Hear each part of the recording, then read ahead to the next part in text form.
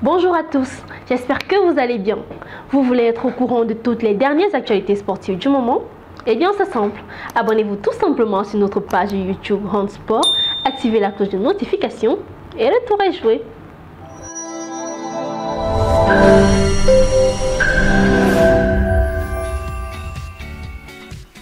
Après avoir confirmé que la cérémonie des CAF Awards 2023 se tiendra à Marrakech au Maroc, la Confédération africaine de football a dévoilé la liste des 30 nommés pour le titre de meilleur joueur africain. La CAF a précisé que les performances des nommés enregistrées entre novembre 2022 et septembre 2023 ont été prises en compte pour dresser cette liste réalisée par un panel d'experts techniques de la Confédération africaine de football. Parmi les favoris indiscutables pour la succession de Sadio Mané, double tenant du titre, on retrouve des noms comme le Nigérian Victor Osimhen et le Marocain Sofiane Amrabat, Yacine Bounou, pour ne citer que cela. Dans cette vidéo, nous analysons de plus près ces prétendants et leurs performances qui les placent en tête des favoris pour remporter le Ballon d'Or africain 2023. Commençons par l'Égyptien Mohamed Salah. La star de Liverpool a été sélectionné dans l'équipe type de la saison en Champions League. Il a donc été reconnu pour ses performances exceptionnelles dans la compétition la plus prestigieuse en club. Bien que Liverpool ait été éliminé dès les huitièmes de finale par le Real Madrid, Salah a brillé en marquant 8 buts en autant de matchs. Si en championnat son club a été classé 5e, le Pharaon a tout de même inscrit 19 buts lors des 38 matchs de Premier League qu'il a disputés. Intéressons-nous à présent à Zambo Anguissa. Le Camerounais, milieu relayeur de Naples, a connu une saison fantastique avec le club italien.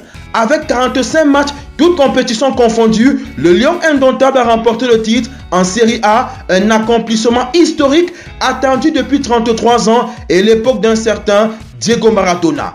Anguissa, qui a aussi disputé la Coupe du Monde 2022 avec son pays, a été un titulaire indiscutable tout au long de la saison et a contribué de manière significative au succès de son équipe, tout comme son coéquipier en club, Victor Osimhen.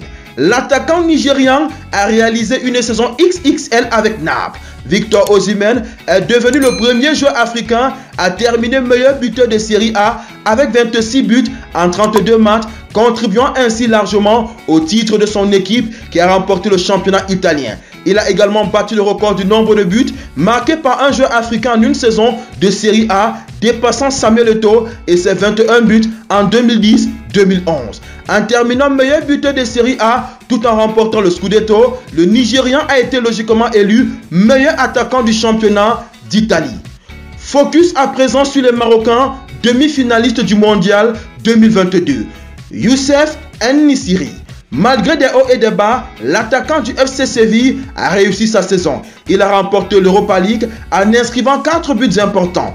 Il a également été un élément clé de l'équipe marocaine lors de la Coupe du Monde 2022. Son talent et son sens du but ont été précieux pour les Lions de l'Atlas qui arrivent en demi-finale grâce au but qu'il marque contre le Portugal de Cristiano Ronaldo en quart de finale. Son ex-coéquipier en club, Yacine Bounou, fait également partie des sérieux prétendants pour le titre du Ballon d'Or africain. Le gardien de but a été décisif en club et avec sa sélection. Héros de la séance de tir au but contre la Roma en finale de l'Europa League, Bounou a terminé homme du match en finale et meilleur gardien de la compétition. Il s'est également montré sous son meilleur jour lors du Mondial 2022 au Qatar. Lors de la séance de tir au but face à l'Espagne, en huitième de finale, le longiligne porté d'1,95 m avait notamment arrêté tous les tirs des Espagnols. Un véritable héros en club comme en sélection. Sofiane Amrabat fut également l'un des piliers du Maroc dans leur parcours historique au mondial. Leader sur le terrain et en dehors, l'ex-milieu de la Fiorentina était l'âme de l'équipe marocaine. Sa saison a également été bonne en club avec 39 matchs, toutes compétitions confondues avec la Fiorentina et 2 finales perdues en Coupe d'Italie et en Conference League. Vous venez de regarder Hand Sport sur notre page YouTube. Vous en voulez plus? Eh bien abonnez-vous.